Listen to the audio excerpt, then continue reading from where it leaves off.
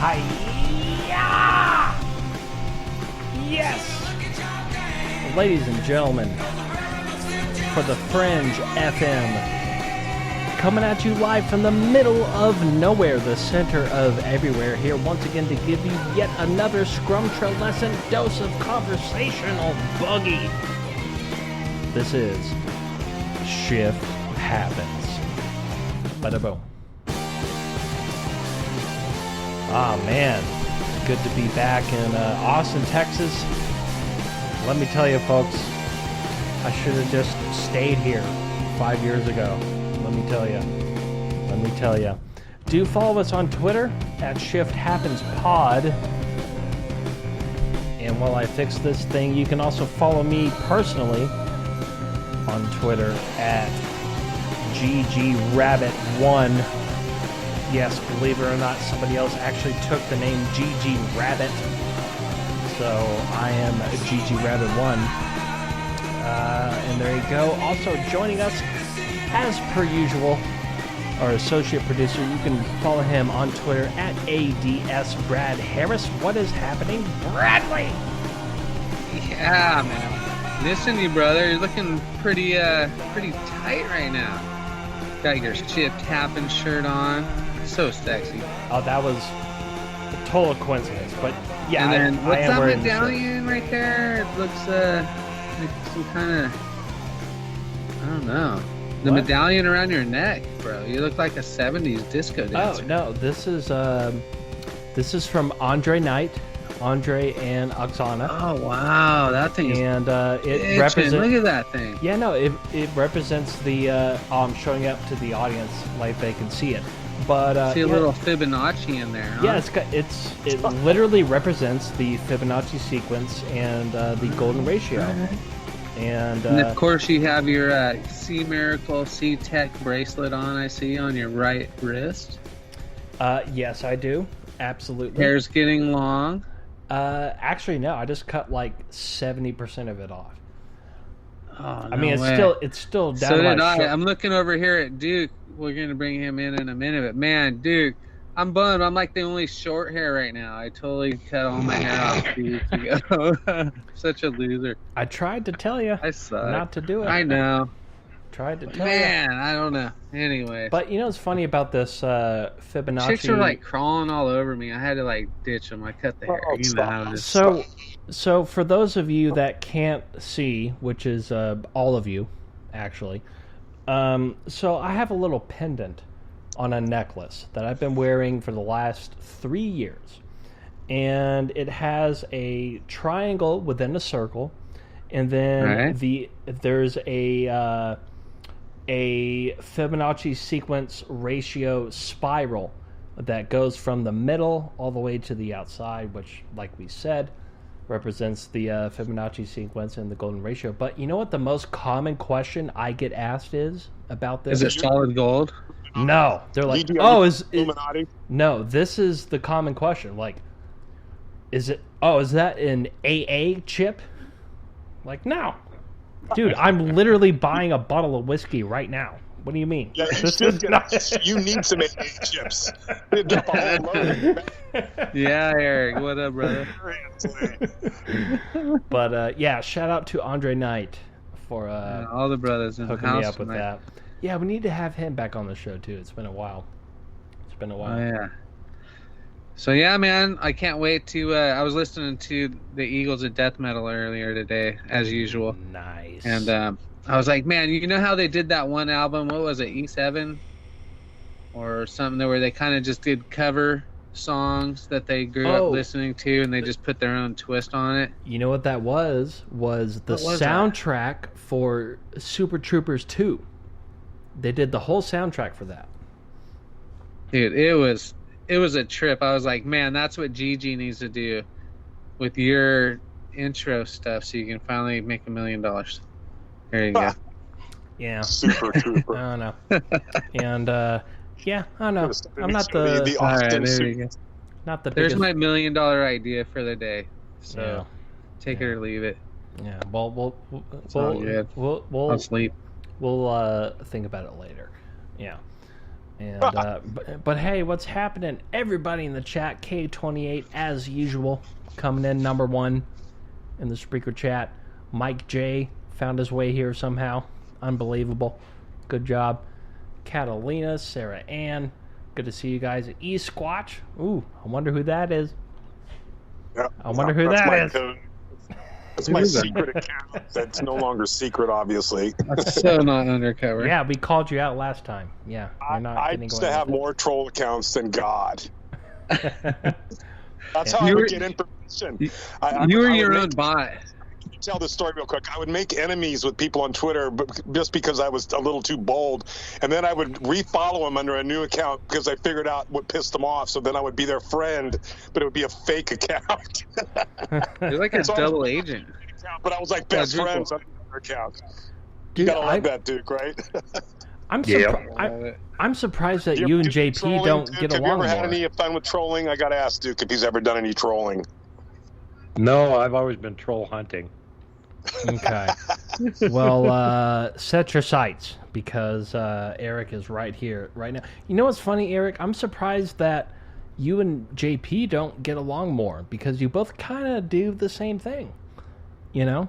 We get along now, but we didn't. We used to butt heads severely back in the Debbie Daily days. Oh, yeah. No. We'd troll each other live on the show, literally back and forth. Dude, I on the was show. just thinking of that yesterday. Oh my god. But I would always win, but that's why he respects me now because I always out-trolled. JP bowed down. He did. He handed the troll torch to you. Dude, and that's actually how me and JP met. We used to talk smack to each other on various Discord channels, and then next thing you know... No, not he's on just the show smack, all the like time. effing serious smack. Yeah, no, we were like stuff threatening like each moms other's lives. And stuff are getting involved. Yeah, no, it was pretty gnarly. Oh, yeah. man. That's terrible. But then we just realized, we're kind of the same caliber. So, but JP, by the way, he did want to be here tonight, but he had some other shift I love JP. going on, so he couldn't be here tonight. So, no worries, folks. Okay, I haven't even read the message yet, but here comes a message from Elfman in the Fringe FM Discord chat. He says, Gigi was listening to Justin Bieber earlier at half speed so he could imagine slow dancing with Justin. Just saying, Gigi dreams. Listen, buddy. Huh. Listen, buddy. That's I dare elaborate. You. I dare you. Show up at a conference. You got about a minute and a half more of this little rankety-dank back and forth BS that you guys got going. Go ahead. And then we'll get to Duke. Dude, there's like 1 minute left. Come on. Rankety-dank it for another couple minutes, and that's it. I specifically Right, I hear said you, 7:15. I'm teasing you. Yeah. Right. No. I don't know. I just, every time, Elfman likes to think, his Oreos don't matter. You know what I mean?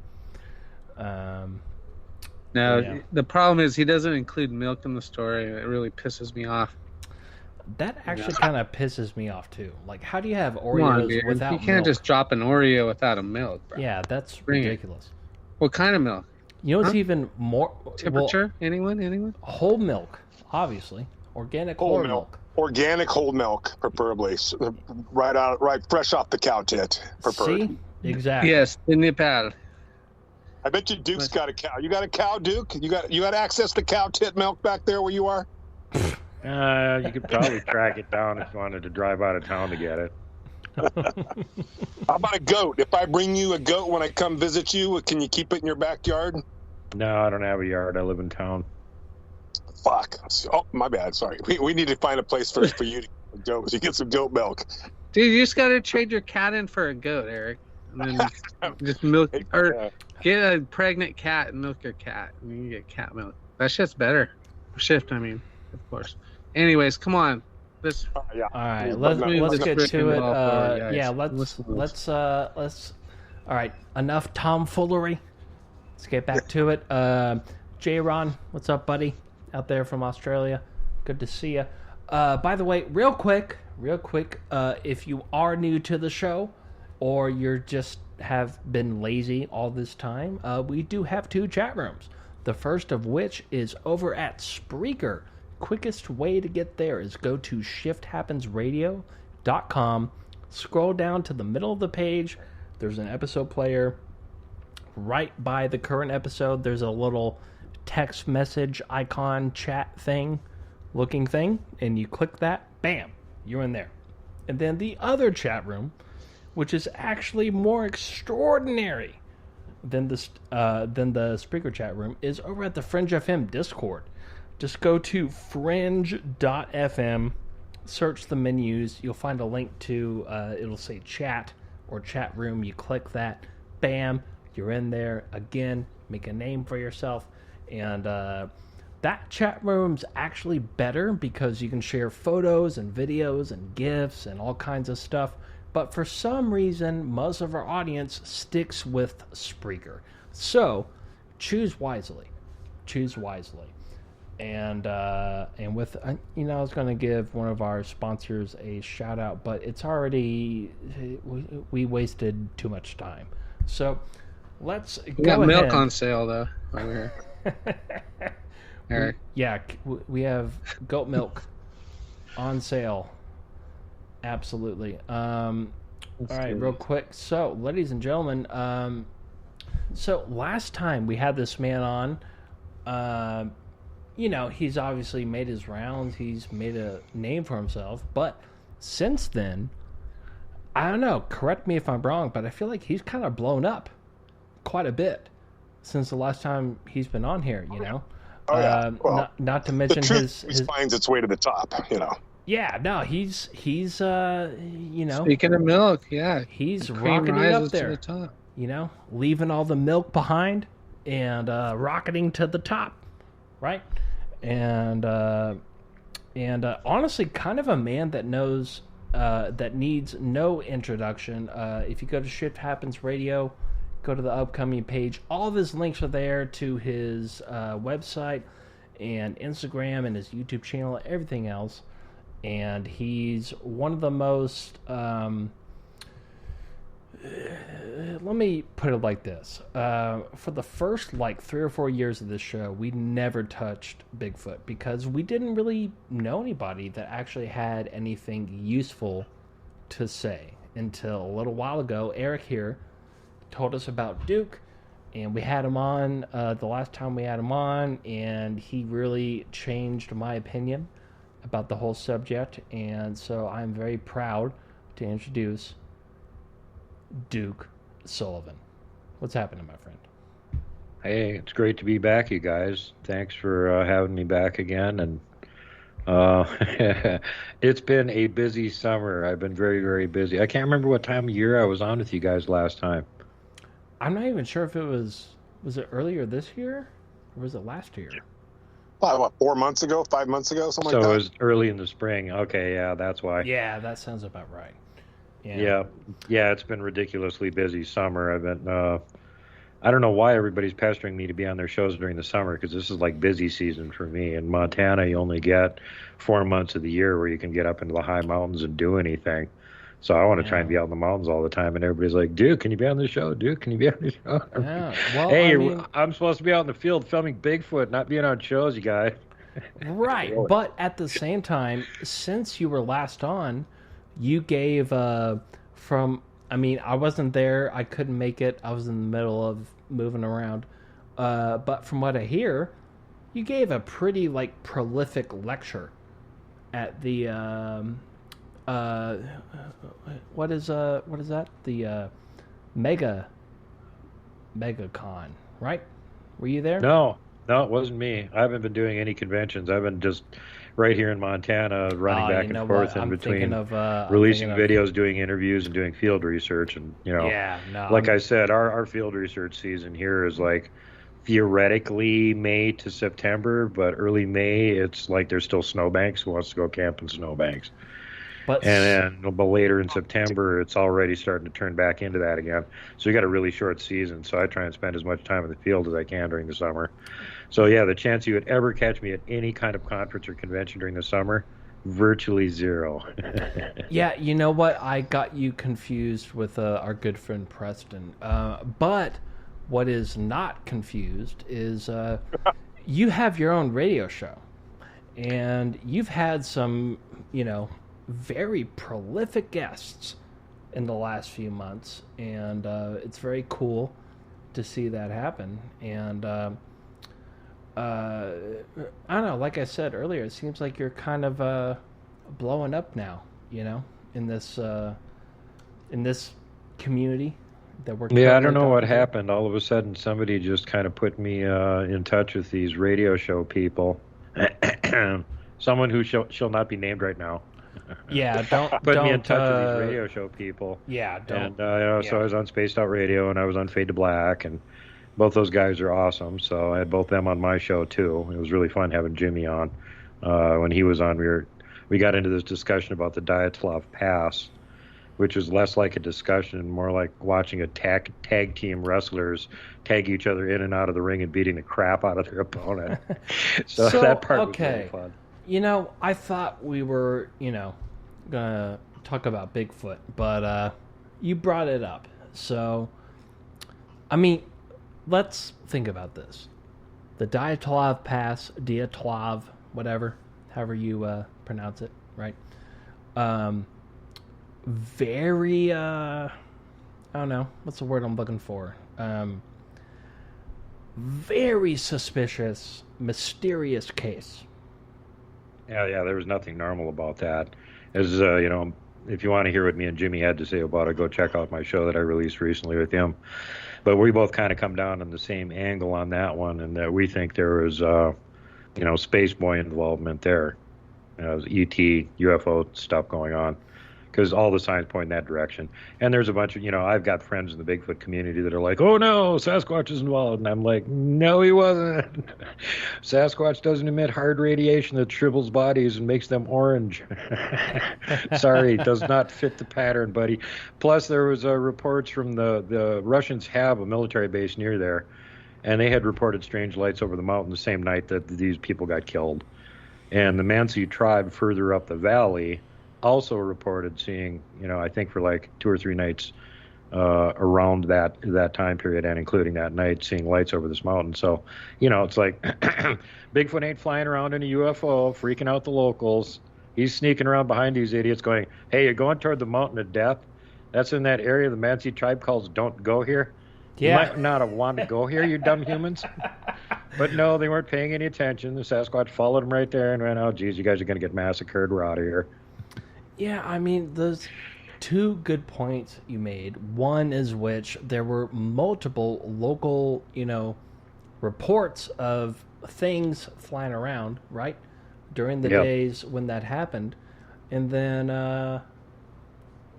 second of all, the mountain is, if you translate those local tribes' language, like you said, it translates into Mount Do Not Go Here. Yeah, it's actually Mountain of Death, and the area that it's in is called Do Not Go Here. Yeah. So it's like double warning there. You can't friggin' figure it out by looking on the map. There's something wrong with you. Well, let's go tempt fate and go here in the middle of the winter and camp on the side of the Mountain of Death in the middle of Do Not Go. It says Do Not Go Here on the map. Okay, let's go over there. Who plotted the route for these guys? What was this, like suicide mission or something, or was it a winter camping trip? That's the first thing you got to ask. That's actually bad planning. Yeah, that's a good question. Like, whose idea was it? Because they must have obviously known, something about. Well, this is something that apparently they were doing regularly. It was for a college credit in like wilderness survival, and there was 2 people on the team that were expert at it, and the rest of them were all just college kids that were expert campers that wanted to get their, certification that, hey, I can survive doing stupid stuff just like these guys. Right. And unfortunately, it was too stupid, and they didn't survive it. But there's 2 other weird things connected to this, and one is that it's been leaked that when the search party showed up and found them, in addition to their tracks, they found more recent tracks of someone else that had already been there and looked at the scene before they showed up. Really? That's been very well covered up for years and years and years. Well, I've never heard that part. And again, that leans away from Bigfoot or anything, because these were human tracks. And apparently now it's been pretty much verified that the KGB were actually there. The intelligence services got there because probably saw the lights over the mountain, went to investigate, and, a bunch of dead campers. Well, let's leave now. And So nobody knows we were here because we're not supposed to be here, and we didn't find anything. We'll let somebody else find out later on. And the second anomaly is that when the actual searchers found them, and they brought in everybody to find the bodies and do the breakdown on it and everything, they had a medical examiner there with them. Yeah. And he refused to sign off on their report. In fact, he resigned. Yeah. So, right off the bat, what they even released on it to start with is BS. Absolutely. So this many years later, how are you going to go back and fact check anything when even the original report they released was obviously BS? Yeah. Yeah, I mean, that's... they did make a movie about it, which is interesting. It's called The Devil's Pass. Have you ever seen that? No, I haven't. It's kind of like... You don't really need to see it, but... I mean, not like people like you or me. We already know all the things, right? But the whole movie is very accurate. They make references to the actual people that were involved and everything. And then at the very end, not to spoil it for you people, but the last 15 minutes, they just, throw some ghosts in there and do a whole paranormal thing. Like, they just ruined the whole thing that they built. But, that's something, dude, I've always wanted to talk about this on our show. And I'm glad we, had a couple of 15 or 20 minutes to talk about it. But I'll tell you what, we only have a few minutes before our commercial break. So I think maybe let's take the break a little early so that we have a few extra minutes in the next segment to talk about some Bigfoot stuff. Sound good? Works for me. All right. Ladies and gentlemen, you're listening to the wrong track. You're listening to Shift Happens Here for the Fringe FM. This show is... I'm your host, Gigi, along with our associate producer, Brad Harris. We're also joined by our roaming reporter, Eric Awakening Man. And we are here tonight with Duke Sullivan. We'll be back here in just a few short commercially minutes. Don't go anywhere.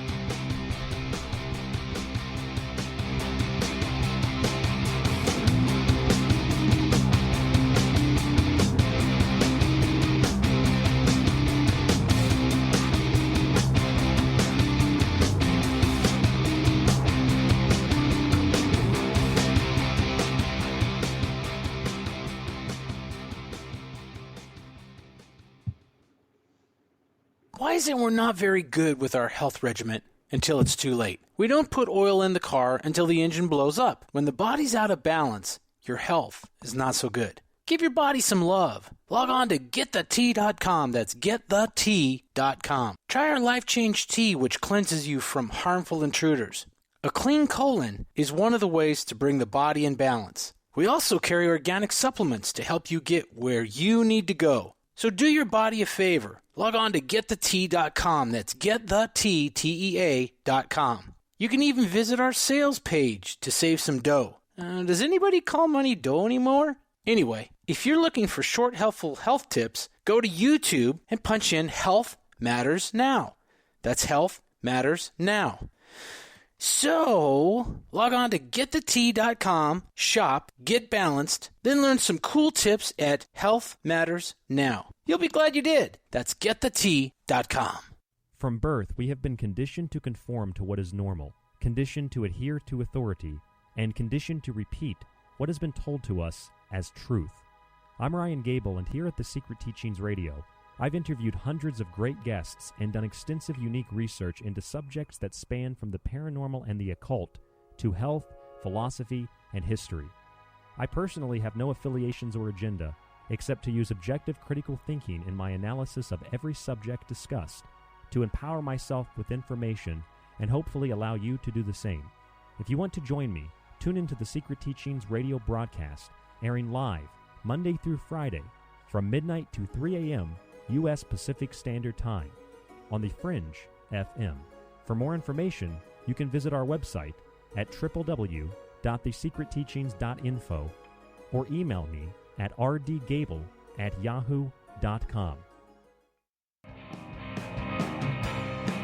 Pure Health Defenders, proud sponsor of Shift Happens, producing organic and natural health, wellness, and technology products for people, pets, and plants to thrive alive. Pure Health Defenders, also known as PhD, is powered by C7 technology, scalar energy, atomic technology, and fueled by Sea Miracle Superfoods. 118 nutrients of the purest sea vegetables Mother Earth has to offer. Recognized 100% by people, pets, and plants, delivering the value the same. Everybody deserves a PhD. Be smart about it. Come join the healthiest family today.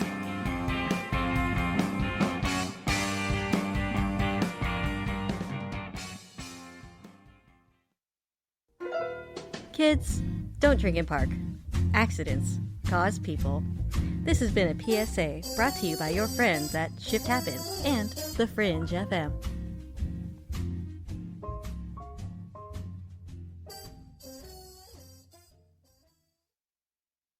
Ew, yuck. They're unhealthy and gross. Bugs, I hate bugs. We keep a clean home, but occasionally bugs show up. Well, I found something that is tougher than bugs. Orange Guard. From contact, it kills bugs. Plus, Orange Guard kills hidden bugs and keeps new bugs away for weeks. I know. I use Orange Guard. Plus, all of the ingredients of Orange Guard are on the FDA generally regarded as safe list. Orange Guard may be used around food, humans, and pets. It promotes a healthier planet, and here's a bonus. Orange Guard cleans where it's sprayed. Plus, it comes with a 30-day money-back guarantee. Orange Guard. You can get Orange Guard at Ace Hardware. And listen, folks, Orange Guard is tougher than bugs, and it's safe to use. Go to orangeguard.com. That's orangeguard.com. KTLK Digital Broadcasting. We rock the paranormal talk.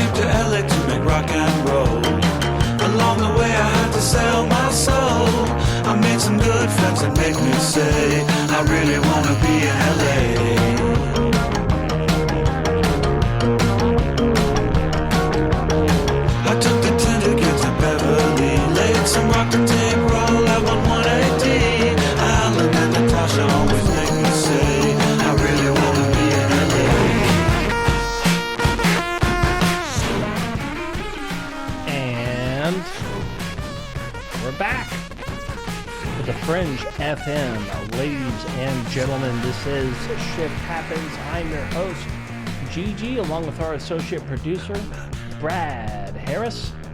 Yeah, man. What's up, my brother? And we're also joined by our roaming reporter, Eric Awakening Man. Hey, guys. There he is. And our guest tonight is Duke Sullivan. And I'm really glad we got to talk about the Utah Pass. But now let's move on. So, something did a thing that does something. All right, there we go. Real quick shout out to one of our sponsors, the good folks out there at Got Hemp Extracts. That's right. The makers of some of the best CBD products in the world. In fact, one of only 3 companies in the entire planet that actually uses the nanoparticulate process. What that means is just plain and simple, on a molecular level, it's broken down to a much smaller level that is so much more easily digested and absorbed by your body. It's a very expensive process. Not many people do it, like I said, but they do it. And they offer all the products: CBD joints, CBD oil, CBD water solubles. They have cold brew can press coffee that has CBD in it. You name it. Vape cartridges, you name it. They have it. And if you use the promo code Shift Happens when you go to www.gothempextracts.com, you will save yourself 10% off of your order. And, you know, you heard my analogy about JP last week. Trust me, folks. You don't want that to happen. Use the promo code. All right? All right. There we go. And, all right, so we're back. Now, let's see. Okay, so we do have, like, a bunch of questions from both of the chat rooms, but I don't want to start on that. I want to start like this. Are you ready, Duke? Yeah. Okay. So, I don't know. I feel like I asked you this before. I'm sure I did. But I'm going to ask you again. What is, well, it's kind of a 2-for-1. For one, why are so many people, you know, hesitant to accept the fact that a Bigfoot-like creature did exist, right? And then for two, what is the best evidence? Because, you know, I've been doing this stuff for 5 years. Damn, almost 6 years, actually. And, you know, I've seen it all. I've heard it all, you know, whether it's the Patterson footage, what have you. I've heard some personal friends that have had some very serious encounters that I very much believe. But why is this topic still not taken very seriously, if you know what I mean? I guess that's my ultimate question. No, there's a lot of pushback from the powers that be that basically don't want the information getting out. And if you're wondering what their agenda is, look what's on TV. When the subject does get brought up, what do they always say Bigfoot is? It's some kind of unknown ape running around the woods. Okay? You never hear anything else on mainstream TV. That's it. If they're not talking about that, they're not doing mainstream TV. The other option is it's going to be a horror movie. Bigfoot's a monster running around the woods killing people. So obviously what's not getting out in the mainstream media is what they're trying to suppress about it, the fact that it's not some big dumb ape running around the woods. Because if it was, we would have had one in the zoo 150 years ago. Right. And we do get evidence for them. It gets ignored. If you get hair samples or tissue samples or something, assuming you can find a lab that'll do a DNA test on it, most of them won't, because it's not science-y. So you have to, like, not tell them what it is to start off with and go, I don't know what this is. Can you tell me what it is? And then the next day they'll call you up and go, where'd you find this? Because they already established it's not a local animal and they can't figure out what it is. And then maybe they won't do the test anyway. And then the other thing is, you know, some of these samples just tend to disappear. And we ourselves got to 2019 when Kevin Lang and Caveman were up here. We got 2 Ziploc baggies full of hair for a hair sample. And we got it to a lab. And immediately they fired him from his job and confiscated the samples. So how are we supposed to get physical evidence when they keep suppressing it? Not to mention, you know, I was actually watching a documentary that had Michael Cremo was the main feature. And surely, you know, I don't know. Do you know? Oh, yeah, I know who that is. Yeah, the guy that wrote Forbidden Archaeology. Yep. And he points out several cases where multiple, and we're talking like back in the early 1900s, like late 1800s, you know, they found what we would call evidence of Bigfoot. But the guy that was running the Smithsonian at the time, for lack of a better term, swept it under the rug and ruined their careers. And that's and this is very that goes back to the Giants. That's where that came from, because this is the Powell Doctrine, which was issued early 1900s. Basically, it started in the latter 1800s. Until then, you can go back and find, and even into the early 20th century, newspaper reports of people digging up giant skeletons, and they've got pictures of the skeletons. They've got the local scientists looking at them, measuring them, the whole thing, and it's all cut and dried. Here's this giant skeleton. It's 9 feet tall, no doubt about it. Look at the heads, bigger than a basketball. and every single one of them ends with, and then the people from the Smithsonian came and took the remains away for further study. Where'd all those remains go? For further study. Man.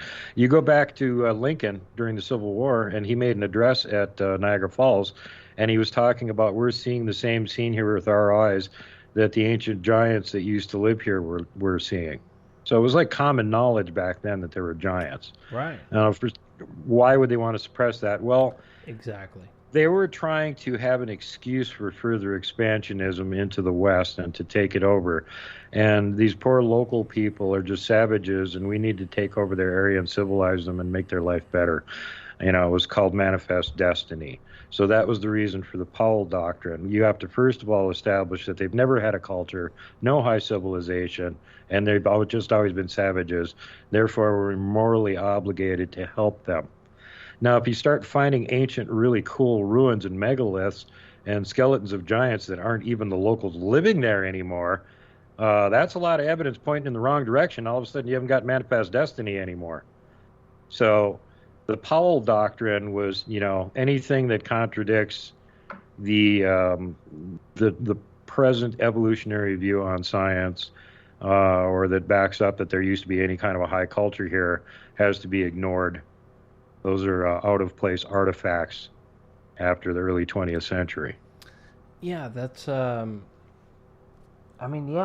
what I was getting at, and also it just seems kind of like, you did just touch on it a little bit, but why, for example, we know for a fact that cockroaches used to be the size of hound dogs, right?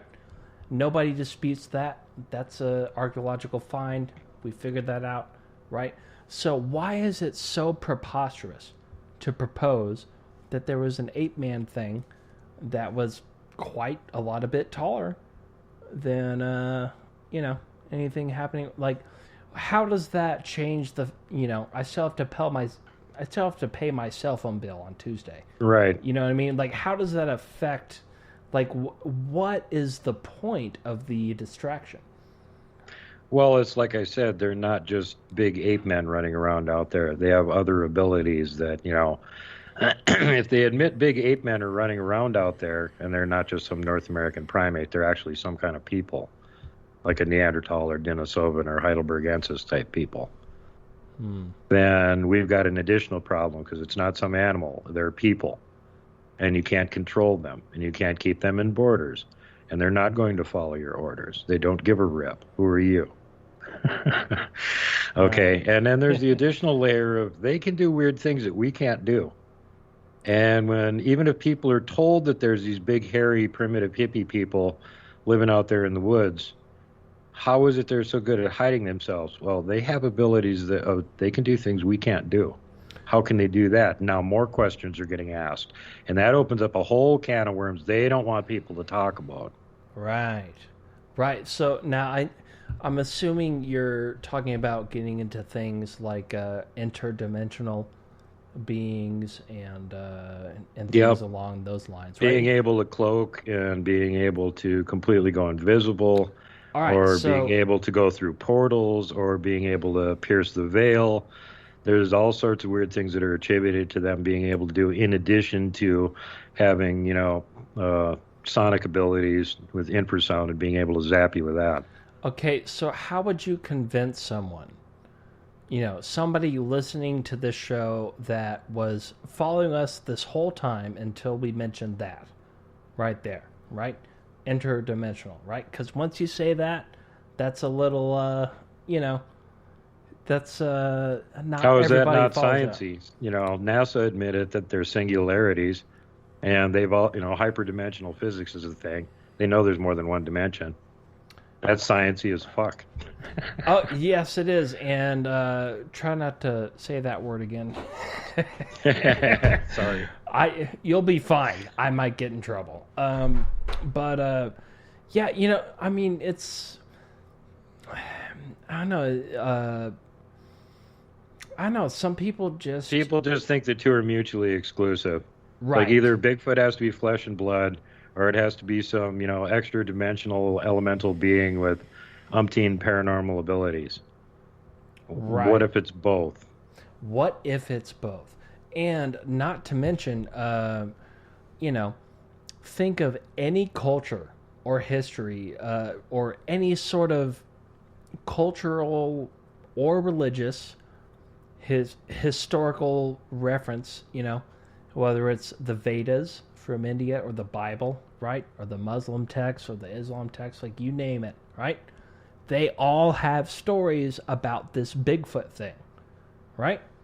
So surely they're not talking about nothing at all, right? No, and it ties into a lot of stuff. And, you know, like you mentioned in India where they had, oh, geez, I was trying to think it was Krishna. It was one of the characters that features heavily in their legendary, had his wife, I believe it was, kidnapped and was on the island Sri Lanka nearby, and they wanted to invade it, but they couldn't because it was an island. So he got the monkey people to build him a causeway so that he could get out there and invade and get his significant other back again, which they thought was really a grand legend until they were looking at the area with a satellite, and they found the causeway under the water linking it to Sri Lanka. And then they sent in divers to go check it out and go, is this natural or something? And they did a really big survey on it and went, nope, somebody built this a long time ago. All right. And then you look at some of the old books and the stories and stuff too, and it's like, well, what's the earliest mention of a Sasquatch-like creature that you can find in a story, folklore, legendary anywhere?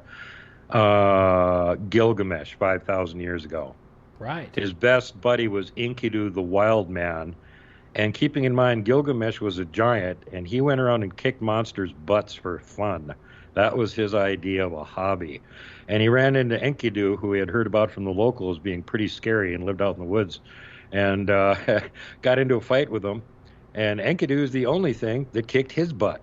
But he immediately became friends with him and became his right-hand buddy to go out and hunt other monsters and destroy evildoers side by side with this. He apparently is like pretty big because he just beat up this giant monster killer's butt and then went, I like you, I'll be your friend. So him and Enkidu were like the superheroes of 5,000 years ago. So there's your first weird reference to what are they talking about with this wild man, right? He could beat up this giant monster killer's butt and then be friends with them. And then the next mention, what's the earliest, oldest thing in the English language in existence? Believe it or not, it's Beowulf. And in Beowulf, they're in a mead hall making a racket, and something that lives in a cave nearby doesn't like the noise, and comes down, busts open the doors, and, you know, rips their arms off and beats them over the head with it. Does this sound familiar? It does. They're describing a troll, but the description, what little there is, you can paint the same picture if there was, like, you know, crabby wild man living too close to where these guys are making too much noise. And, you know, that's something gets reported with Sasquatch reports all the time. They react harshly to people making lots and lots of noise and racket around where they are.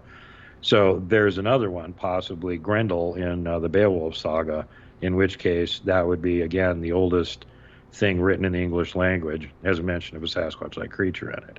All over Europe, they've got names for them. In England, it's a woodwose. In Germany, it's der Wildermann. If you go over into Kazakhstan and over into Asia, and they've got names for them all over the place over there. In the Caucasus Mountains, it's Almasty. In Russia, it's the Menk. You can go down to Australia, it's a Yowie. They're all over. The only place that they apparently aren't is in Africa. They're everywhere else. That's kind of ironic, though. Isn't it? Yeah, I know. It's kind of backwards. It's like, What happened? Did you guys decide everybody else in Africa sucked and you just left first or something? Yeah. That is kind of ironic, though. Yeah, but, going back again to my original point, like, I don't understand why... I mean, I get it, at this point in society, in social acceptance, right? If you talk about Bigfoot, you might as well be talking about UFOs wearing a tinfoil hat, right? For some reason, that has been categorized in that same kind of place. But why? What and what I mean by why is what exact... Because obviously somebody knows, right? Whether it's the military-industrial complex or whoever runs the Federal Reserve. Don't forget, people, there's a person who pushes print on the money button. Yeah, that's a job that somebody does, right? So somewhere along those lines, somebody wants us to think that this is all bullshit, right? So why would they, there's no outward movement to convince us that chickens didn't used to be the size of horses. We know that for a fact. Nobody, argues against that. Why is it only Bigfoot? Well, the same reason with the aliens, because they're intelligent.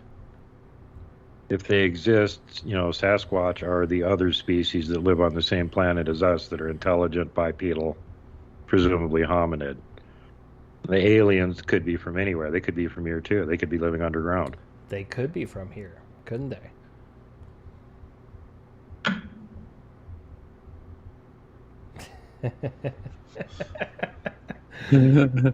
I mean, nobody could prove that they're from some other planet. As a matter of fact, the old-timer UFO researchers will tell you that they've been consistently lying about it since humans have made contact with them. First off, we're telling everybody they're from Venus. Well, Venus doesn't look very livable now that we have probes looking at it. And then they said they were from Alpha Centauri. Well, there's no livable planets around that. So they keep pushing it back. Every time we get enough tech to actually look at where they say they're from and find out they're not from there. Oh, no, we're from further away. Yeah, we're from the Andromeda Galaxy. Yeah, that's the ticket. That's where we're from. Right. They won't be able to see that for 100 or 200 years. Right. Yeah, I don't know. Let me jump in, PG, real quick, if you don't mind. Oh, yeah, go ahead. Okay, so I don't know, Duke, did you heard about this lady that recently did a press conference? It was on YouTube, named Angeli.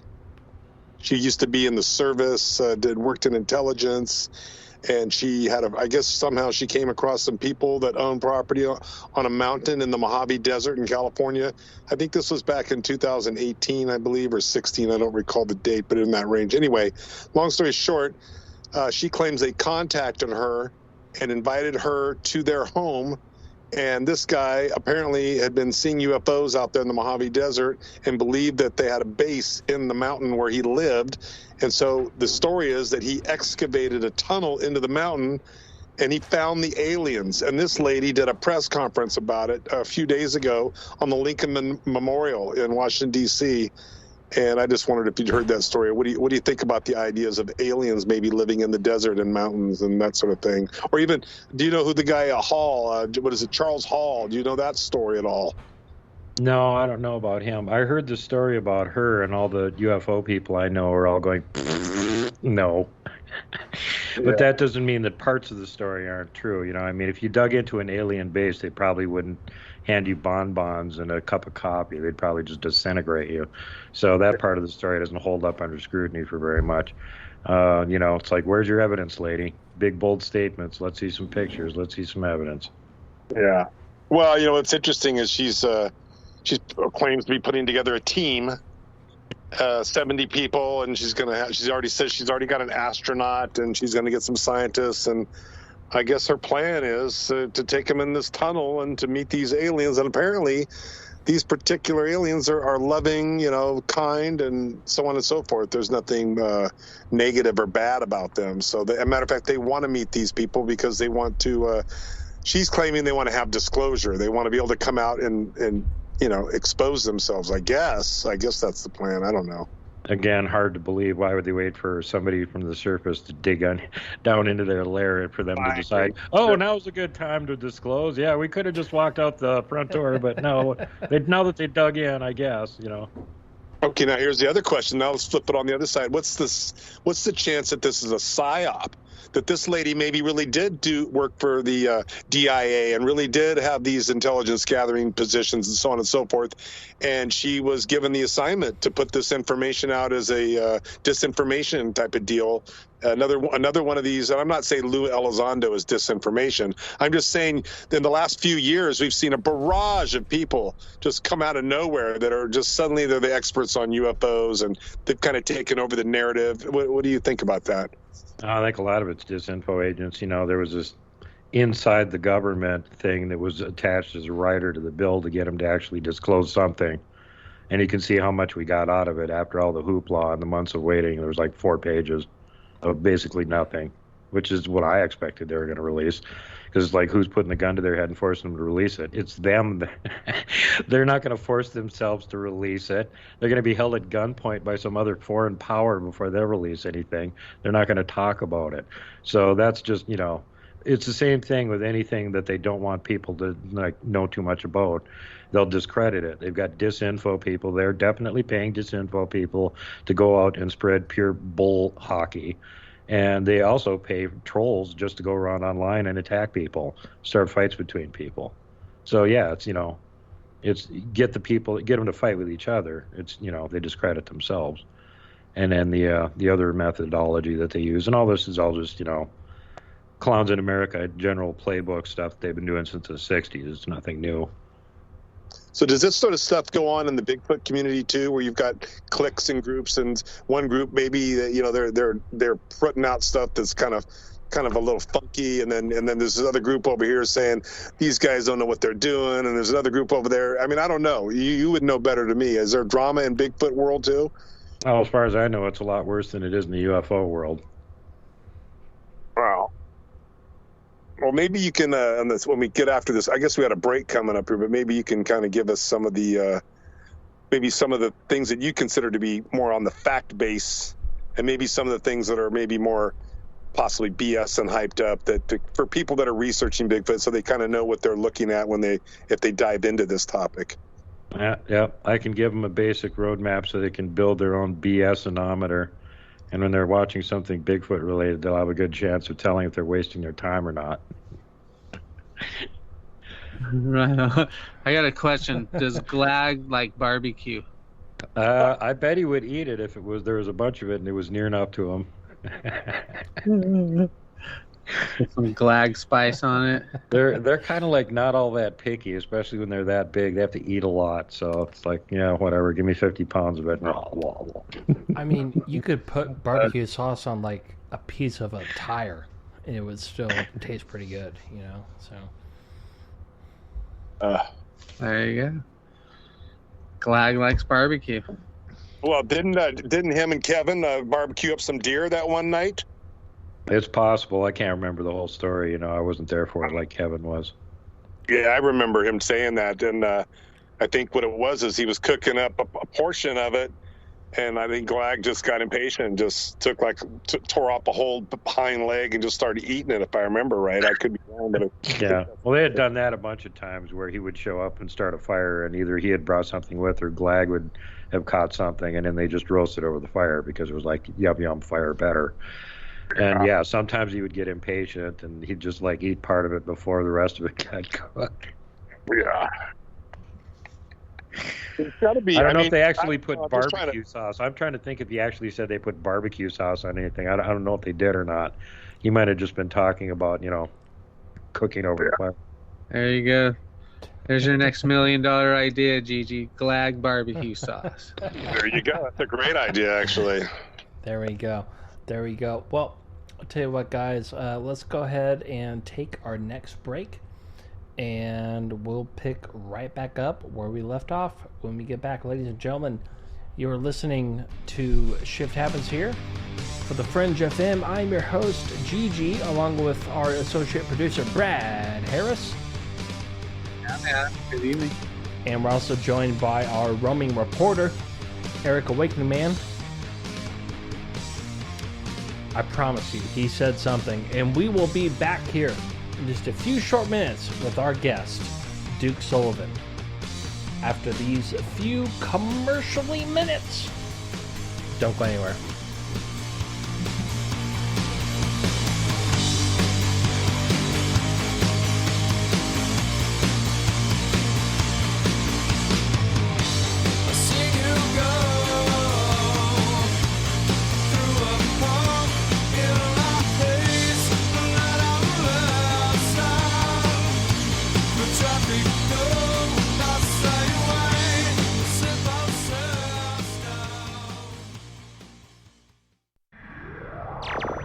KTLK Digital Broadcasting, The Fringe.fm, Napa Valley, California, Little Rock, Arkansas.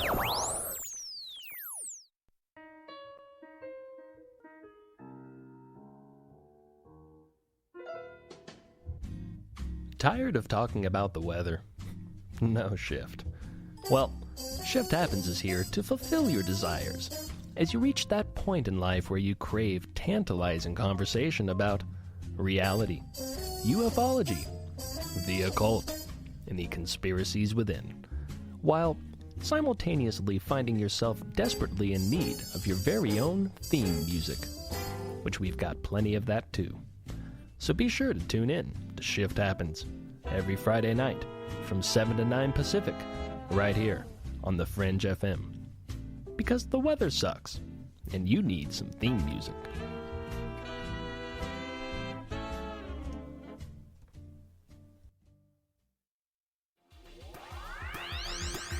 Ever seen an extraterrestrial? It can be hard to believe they exist unless you've seen one for yourself.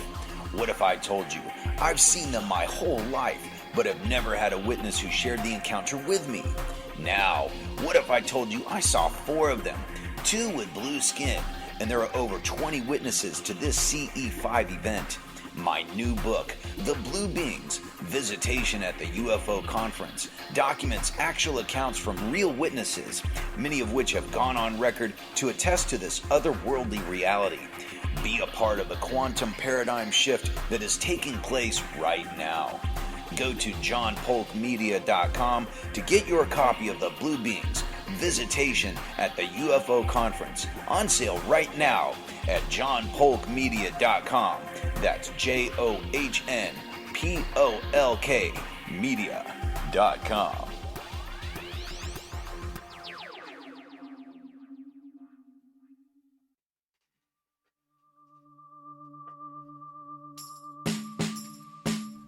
This is Ronnie LeBlanc, author of Monsterland, Encounters with UFOs, Bigfoot, and Orange Orbs, and you're listening to Shift Happens on KTLK, The Fringe FM.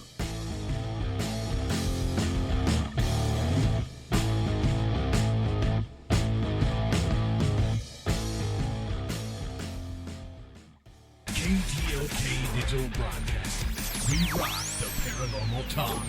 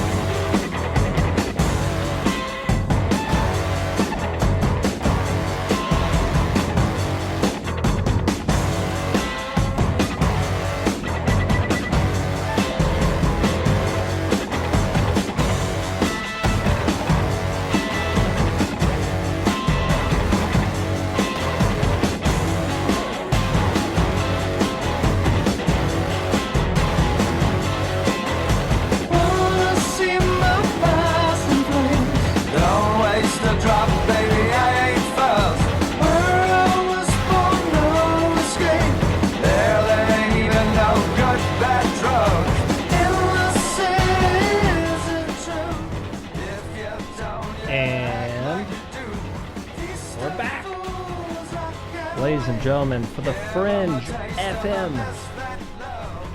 This is Shift Happens. I'm your host, Gigi, along with our associate producer, Brad Harris.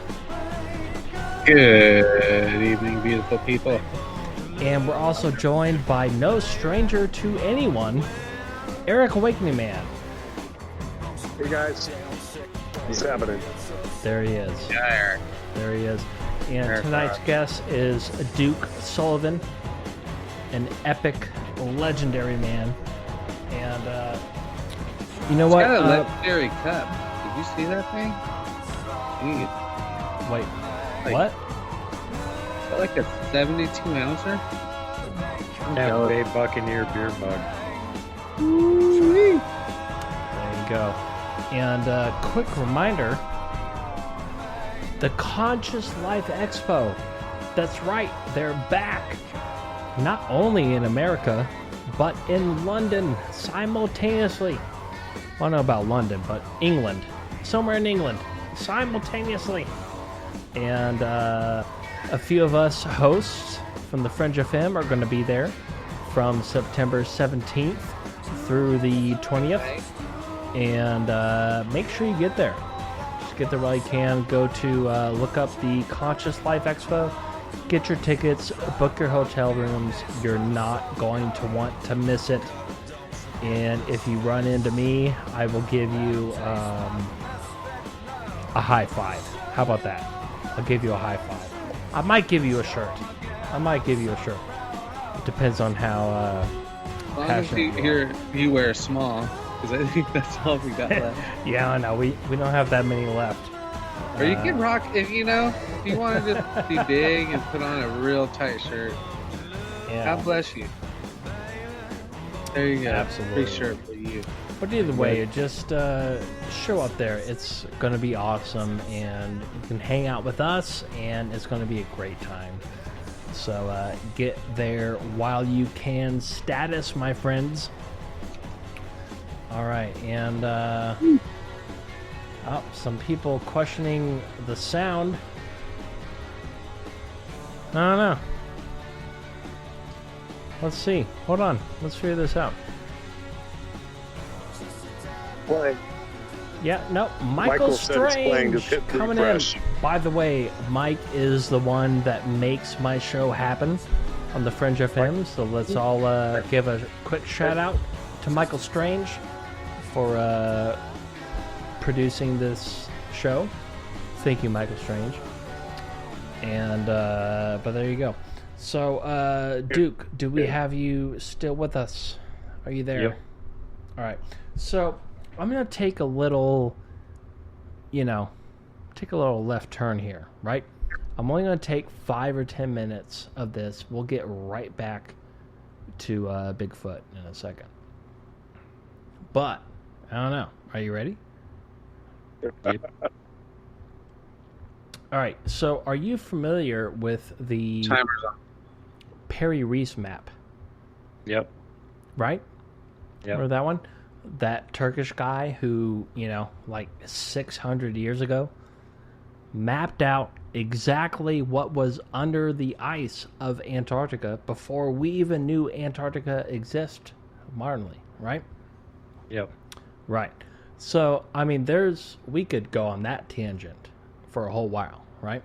But the other part of his map was the North Pole. He very clearly depicted 4 separate kind of, I don't know, I guess you would call them mini continents that kind of surrounded the North Pole, maybe, I guess you could, call it a continent. And here's the thing, that Turkish dude, he made references to all the maps that his maps were based on, right? So you trace the maps back, and going back thousands of years, everybody depicted this landmass out there in the North Pole, most specifically Mount Meru, which is very legendary. And JP knows what I'm talking about in the chat room.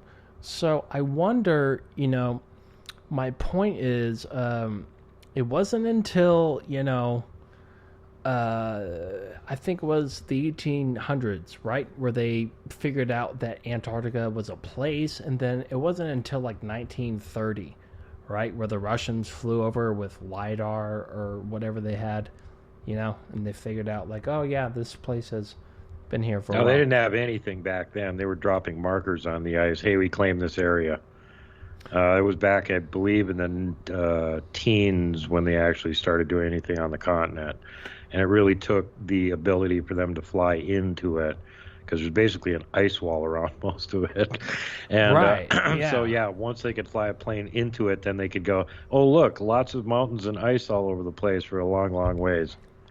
Yeah, but here's the thing, is this guy from Turkey, back in the 1400s or 1600s or whatever, he just so happened to know all the rivers and valleys and the mountains that were all underneath the ice, which we obviously didn't, we had no way to know if that was accurate or not until, I want to say the 50s. Correct me if I'm wrong, but I want to say the 50s. That's way more recently. They haven't had ground-penetrating radar that they could do a survey of underneath the ice until about 10 years ago. Okay, so either way, right? Very recently, we just realized that this guy, fudgling, 400 years ago, knew exactly what was underneath the ice. And that's one thing, we could go in that direction, but that's not where I'm going. That is a pretty big mystery. I highly suggest you all look into that. It will blow your mind, right? But what I'm getting at is he also, like I said, he pointed those 4 little mini continents that kind of formed one continent on the North Pole, right? And every map for the last 12,000 years has that on the map until today. All of a sudden today, you go on Google Earth, go on Google Maps, right? And they show you nothing. They tell you that there's nothing over there. Meanwhile, no plane from any country, from any military, from anything, nobody is allowed to fly over there. Why do you think that is? Same thing with Antarctica. You can't fly directly over the South Pole. And there's no connecting, even though it would make sense to fly from like South America to Australia via going across Antarctica, it would be a lot shorter. Yeah, you would save like 8 hours, right? Yeah, not allowed to do it. You got to hop from continent to continent. And so why do you think that over is? It. And even the military transport isn't allowed to fly over the South Pole. Isn't that interesting? Yeah. But why do you... Well, they say it's, it's because that's where the magnetic pole is, and it'll scramble all their, apparatus on the plane and they're flying and stuff.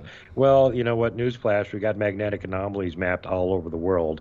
They already know where they are in the flight paths.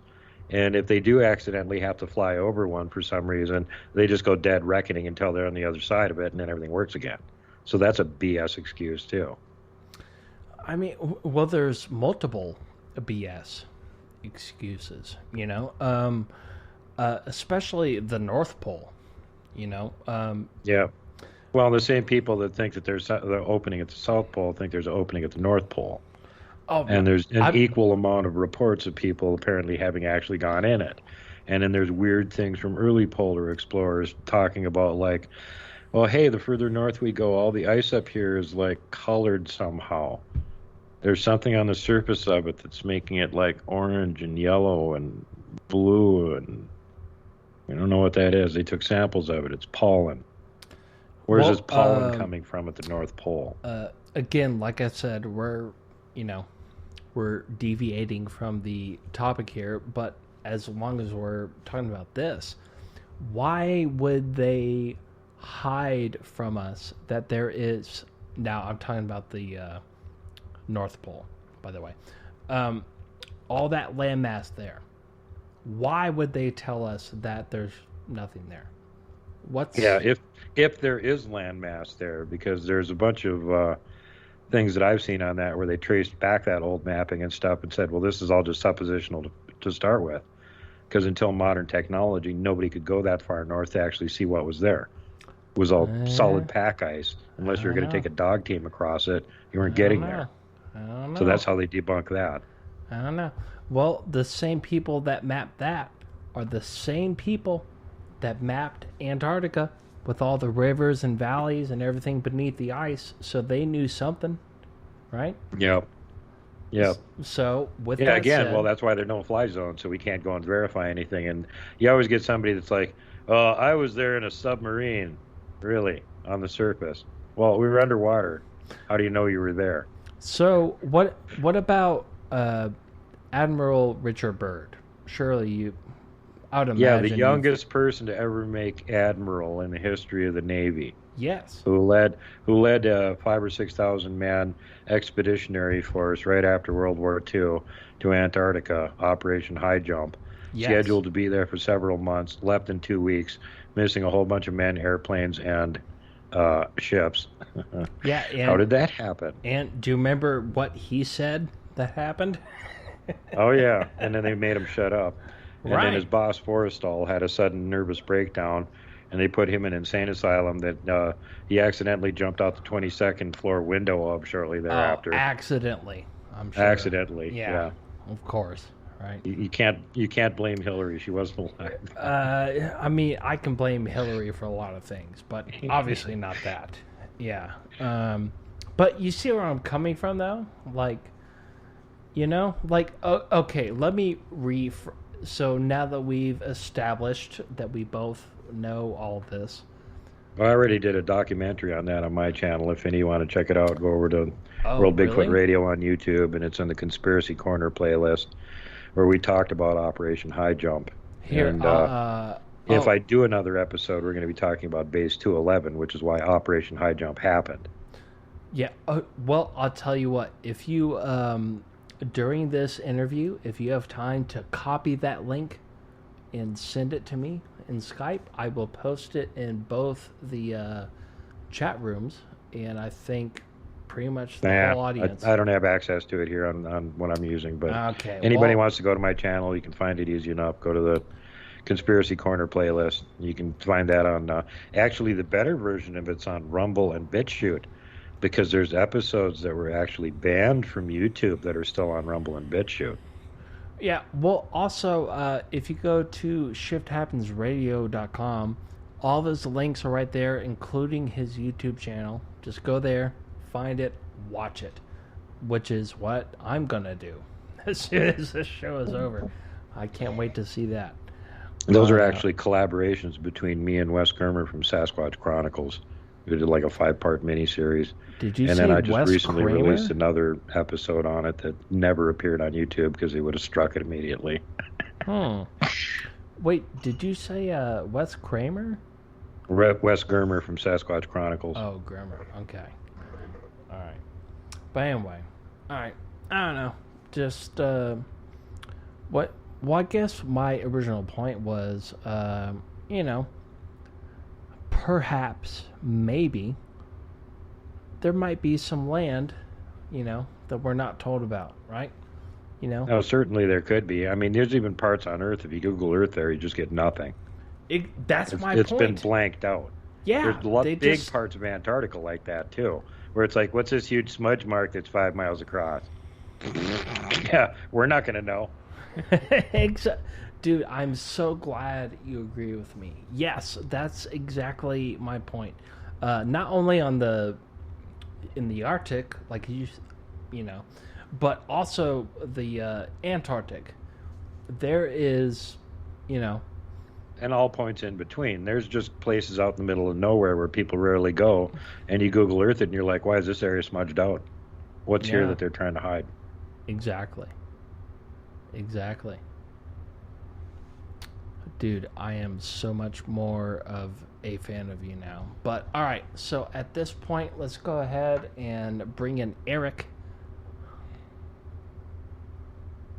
If he's still here. I don't know. EJ. I was on mute and I was. There he is. was just petting Billy and listening to you guys. Billy, pet Billy for me. Billy's sick. He's lost like 2 pounds in the last couple of months, and so I got him on antibiotics, and I've been having to feed him through a syringe and give him water through a syringe, and it's a drag because I could tell he's not feeling good, but he seems to be fighting. He's fighting though. He's a fighter. He's Billy will be fine.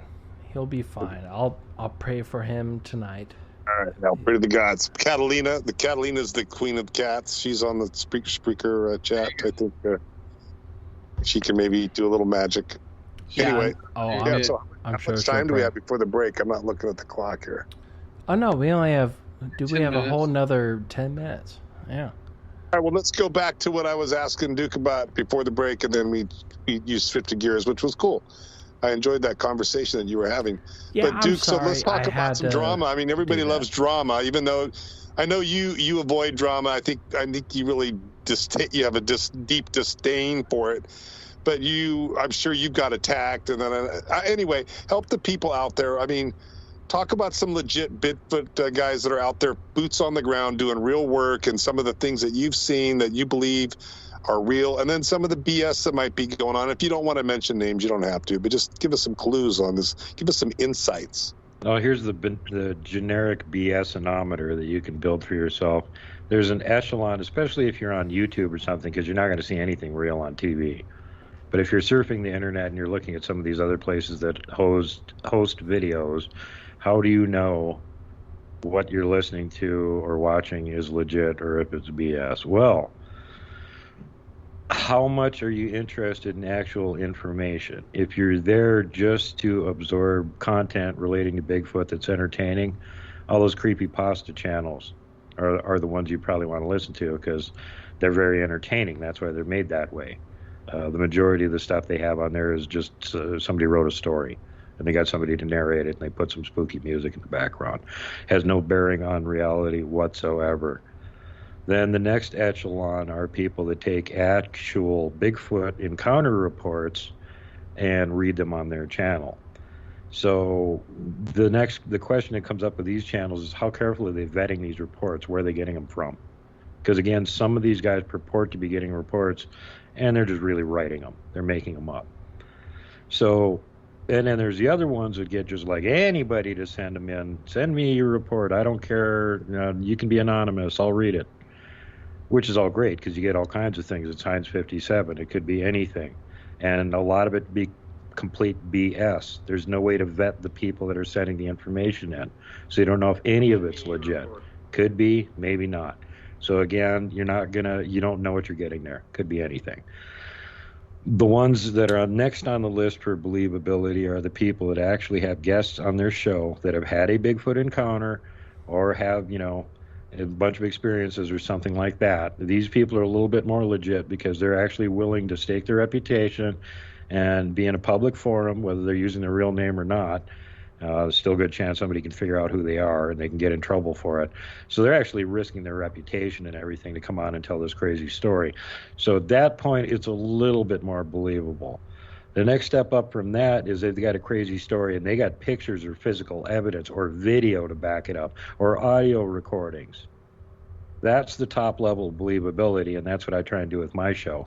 Most of my show isn't about me. It's about the actual boots on the ground, butts in the field researchers that are out there actually doing all the dirty work, that are getting the video and the pictures and the physical evidence that everyone wants to ignore. And, the other thing with the community is that there are disinfo agents out there, and they're frauds that are out there just to make a buck.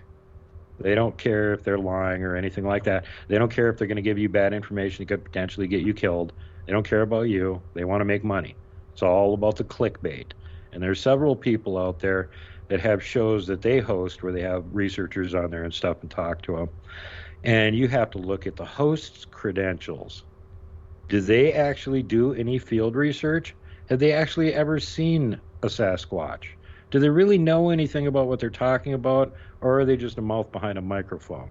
If it's the mouth behind the microphone, their veracity is very much in question because they can bring any guest on that'll tell any crazy story. And again, they have no way of knowing if it's true or not because they're not doing the research. So their guest can be lying their ass off and they wouldn't know any different. Yeah. There you go. Yeah. So let's get to the upper echelon. Okay, so who are some of the guys that you've had on this year? Let's just keep it kind of recent, that have brought forth some evidence and some information or some stories that you could share that kind of ring true with you, and that's why you had them on their show. Can you tell us a couple stories? I guess is what I'm fishing for here. I got 5 minutes. Repeat offenders. That's the beauty of having actual field researchers on your show. If they're out there doing something, they're going to get more evidence. And then they come back and do another show. So all you have to do is go back and look at my playlist and who's the worst repeat offenders that have been on here 6, 8, 10 times. Well, yeah, they're the guys that are really out there doing a lot. Couple of them that haven't even been on the show yet that I've got upcoming that I'm excited about. And one of them is Kelly Shaw from Rocky Mountain Sasquatch Organization.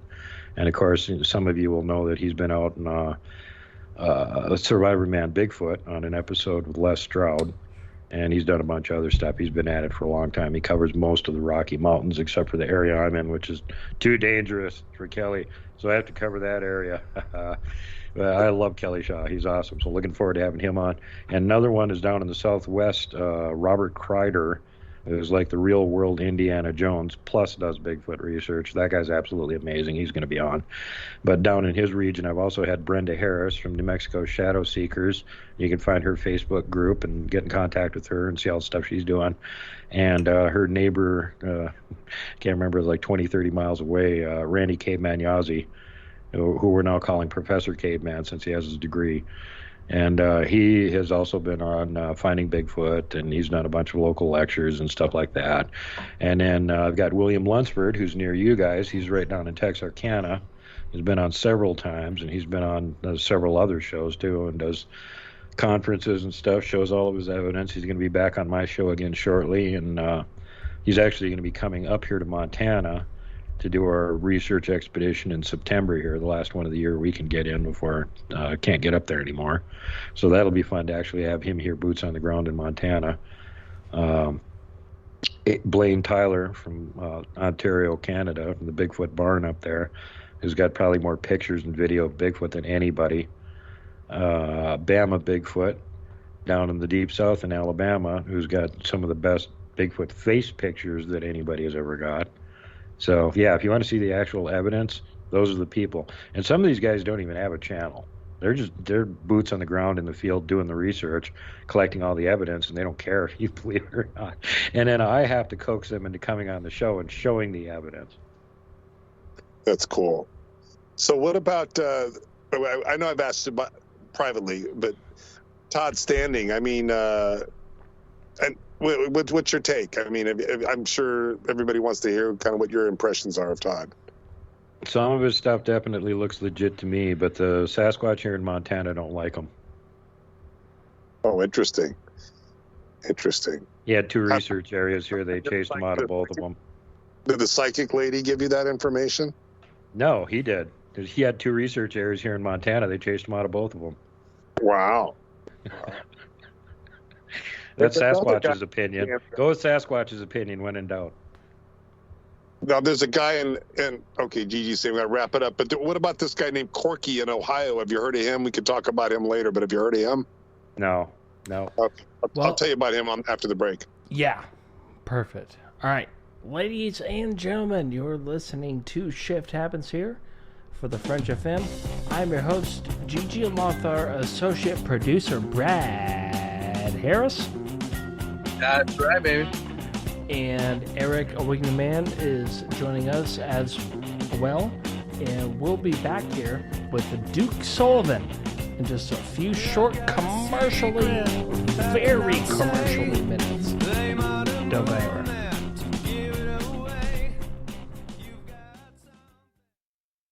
Are you thinking about creating a podcast but don't know where to start? Do you really want to have to learn all this stuff? Individual track processing, enhance and improve sound quality, edit out those awkward pauses and slips, mix multiple clips and tracks, fix and balance noise levels and perfect volumes, deliver consistent sound, live podcast production, show notes and SEO optimization, episode upload to hosting, live call screening, balance levels and loudness measure broadcast standards, full branding packages, logo design, podcast site, website, show artwork, video and audio production. Gotta do video because everybody's doing video. Branded video graphics. Or do you just want to get on the mic and get your ideas out there? The Fringe FM team is here to help with all of your podcasting, audio and video production needs. From simple podcast to audio enhancement, our professional production staff will make it easier than ever to create the podcast you desire. The biggest thing is time. A lot of people that podcast don't have time. Time is like a really valuable currency next to cost. It's even more important than money. Why waste your time doing all this stuff? This is what we can do for you. Think about like the hours and the money you're gonna have to put into doing all this by yourself. Doesn't make sense. It's gonna take you months to launch. If we did it for you, we could do it tomorrow. Visit thefringe.fm, join our team, and get jump started on your podcast today. Everything is awesome. Everything is cool when you're part of a team. Are you intrigued by Paranormal Talk Radio? You'll love the new Paranormal Radio app from TalkStream Live. You'll find a great selection of talk shows covering UFOs, ghosts, strange phenomena, and much more. Download the Paranormal Radio app now and start listening to the very best in paranormal talk entertainment, including the network you're listening to right now, the Paranormal Radio app, free in Google Play and the iOS App Store. This is Jess Rogie, host of the Rogie Report, and you're listening to the Fringe FM, KTLK, Digital Broadcasting.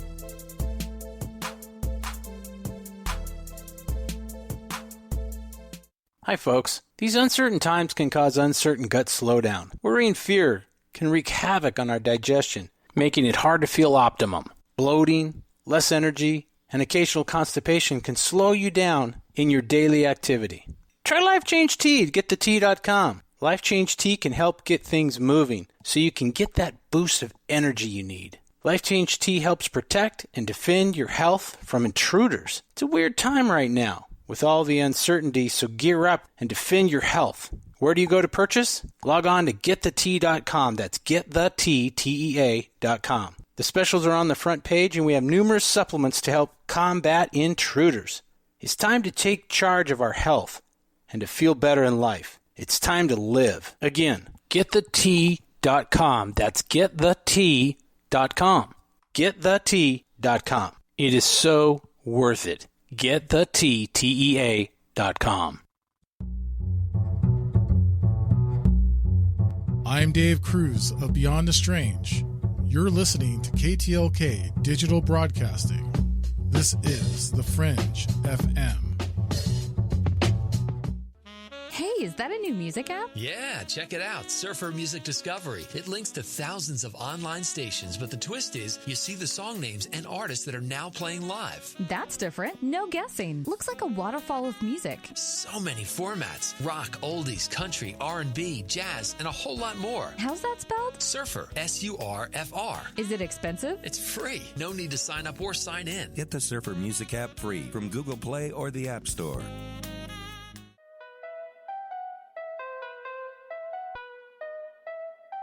Hey, Fringe listeners, Dave Cruz here, reminding you that Beyond the Strange airs live Monday evenings at 7 p.m. Pacific Standard Time, 10 p.m. Eastern Time, right here on The Fringe FM. BTS is your one-stop shop for the paranormal, the bizarre, and most of all, the strange. Join me and co-host Black Sky Paranormal's Russ Bailey as we discuss topics such as aliens, ghosts, Bigfoot, and much more. Also, we talk with profound guests, authors, researchers from all over the world, and we take your calls live on the air. Go to beyondthestrange.com and learn more about the show, guests, times, free registration for our newsletter, merch, and much more. Again, that's Beyond the Strange, Monday evenings, 7 p.m. Pacific, 10 p.m. Eastern, right here on KTLK Digital Broadcasting, The Fringe FM. And as always, stay strange. KTLK Digital Broadcasting. We rock the paranormal talk. This is Tom Sherman. Down here at Banning College, we're promoting a blood drop.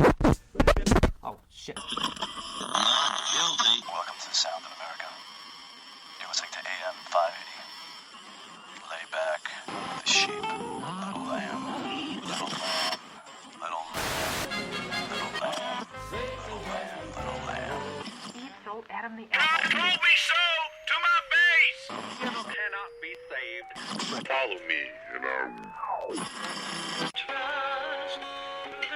Good to know that he's walking with me. Big rock is a weapon. The devil is a black stone. True. Into the fog. Let him cast the first stone. And you have fallen into the love that needs to be designed by the Lord. Hallelujah, y'all. I want to hear a couple of hallelujahs.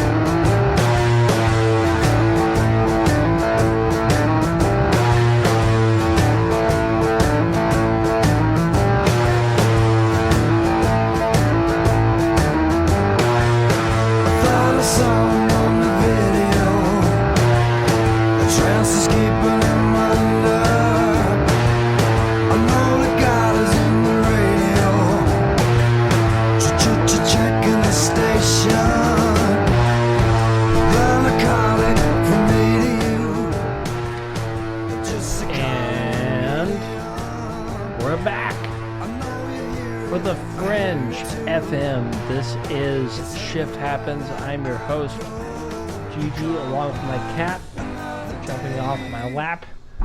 We're also joined by our associate producer, Brad Harris. I say cover band, bro. Right. Eagle cover band album. I mean, yeah, kind of, yeah. We're also joined by Eric Awakening Man, no stranger to anybody here. Unless he's not here. He's here. He's here. All right. And our guest tonight is Duke Sullivan. So, like I said, before the break, let's get right back into exactly what Duke and Eric were talking about. Well, Duke, I want you to dig deep for me, brother. Just let's tell some stories. I mean, you must have heard probably 2 years worth of stories. I mean, if you added up every hour that you've listened, I mean, let's hear some cool stories, bro. Break one down for us. What sticks out in your mind that you've heard recently that kind of like made you kind of raise your eyebrows a little bit? Oh, define what you mean as cool. What is cool in your opinion? Well, let's just forget cool. Let's say interesting, or maybe just something that you found interesting that you thought sounded legit or whatever. I mean, just something about the story that stood out to you that you recall that was just, you know what I'm saying? Just Glag Saga. Kevin always talking about how Glag didn't have any kind of extraordinary abilities whatsoever, and he was just a little Glaglet when Kevin met him. He was only Kevin's size.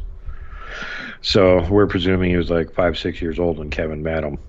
So we always wondered about that because some of the adults exhibit some pretty bizarre abilities, and apparently Glag didn't have any of those.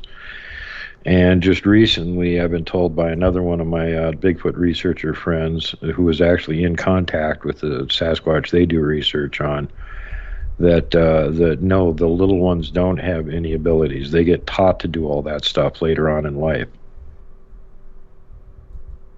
Well, that's cool. So that backs up what Kevin was saying. And it kind of makes sense. It's not like they're born with this stuff. It's like tricks they have to learn. Just like being a recon ranger, you don't just like automatically walk out in the woods and you're super silent and stealthy. It takes a lot of training to do that. And that's just a physical skill. And some of these other weird abilities they've got, who knows how long they have to practice for that. And some of them we're just not capable of because we're not built for it. Infrasound. You have to be big in order to generate infrasound. We know tigers can do it. Elephants can do it. Whales can do it. They're huge. Humans are too little to really generate infrasound, but Sasquatch are big enough to do it, which is the reason that a lot of people lean toward infrasound being the explanation for a lot of strange, peculiar things that have happened surrounding Sasquatch. Now, in your expeditions, have you ever heard sounds or chatter or talking or chirping or whooping or any of that sort of stuff? All of it. Really? Yep. The only thing we haven't heard is a good roar, like the T-Rex roar they describe. We've never heard that. Up in the area where we're in, they're just like too quiet. Sometimes you hear like people talking on the other side of the river. There's nothing over there. There's no road, there's no trail, there's no humans over there. But you're hearing humans talking over there. Or you hear rock clacks, or you hear wood knocks, or you hear whoops, or, just weird animal calls that aren't animal calls because they're a little bit wrong and they're way too loud. Who's making those. And then they can even, mimic sounds that aren't made by nature. If they've heard it enough times, they'll figure out how to mimic it. There was one on the other side of the river from us a couple of years ago that was making a sound like those little metal lighter fluid cans. When you have one about halfway empty and you could squeeze it, it makes that boop boop sound. And there was one of them on the other side of the river making that sound. So he must have heard it enough times. It's the only explanation for it. There's nobody over there. There's no can over there. I have a very similar story, but no. Go ahead. So we've had all of that. In the area that we're in, they're pretty mellow. They're not really aggressive at all, which is really great. And they're willing to put up with us being there, which is even way greater. But it's taken us, our main aim when we're up there isn't to try and video Bigfoot. Who cares? They've already been proven as far as we're concerned. We're getting background information on it. We want to know how they're doing things, why they do things. So we've been concentrating a lot for the last few years on tree structures because the research area we're in, they make gigantic ones, ones that are 6 stories tall. So it's fun to go find these things and then document them. And some of these structures, we've caught them actually building these things where it'll start out with a couple of trees that are obviously placed there, how'd they get there. And then the next time you go check it out, all of a sudden it's a teepee. And then the next time you check it out, well, they've added more stuff on it. So it's not natural. Somebody's building it, and you start making a 40, 50-foot teepee. Whoever's building it is really big. And there's no road or trail or anything going to it. So no mechanized anything, no human involvement. Yeah, I saw those X structures that your most recent video. They were massive. I mean, it was so obvious. I mean, it was there's just no way on earth those could have fallen and landed, and it's just impossible. I mean, wait till you see it a part 2 of Sasquatch at the Super X, because we filmed that hillside coming back, and I figured out where both those X's are. There's one that Michael filmed, and there's one that I filmed. And those were both on the previous expedition we haven't even released yet. But now I know where both of them are. So when we were walking back, we got right to the first one, filmed that. And then from the first one, you can see the second one. And I zoomed in on that. And then we walked another 15 minutes to get to that one. And then I zoomed back in on the one we had just been at. So it's like you can see them from each other. If you know they're there and where you should be looking, you can actually spot them. But they're like barely that close. Yeah. I've told this story before probably, but when I saw my first bent tree, my first bent tree that I saw was in Happy Jack, but at that time I didn't know anything about I call it tree art, or I mean whatever they do with those trees. I knew nothing about that concept. I just saw it, thought it was weird. But then when I saw it in Quincy a few months ago, before the fires just ravaged this area that I was researching in, seeing a tree bent down that's pretty reasonably thick, about 50 feet, and then pinned down underneath another tree. I mean, that doesn't happen naturally. It's just exciting. I'm sure it's exciting for you when you see that sort of stuff. Oh, it is. It's not only exciting when we see it, it's exciting when we can document it. That's the fun part for us. Like we went there in June, and that video is already out, episode 120, and we found out they had taken down the X structure. Now, when I was there, the Super X had been there for a couple of years. And when I was there last weekend, we had to shoot comparison video there that just came out. And I was looking to see what exactly happened to the Super X, right? Because there was a standing tree that had a fork at the top of it that they had leaned these ones from each side through that fork in the top. So if there was like a storm or something, or that tree snapped off, that's why the teepee fell over, right? Because that's what was holding, or the X structure, because that's what was holding it up. No, that center tree that was holding it up is still there with the Y at the top of it.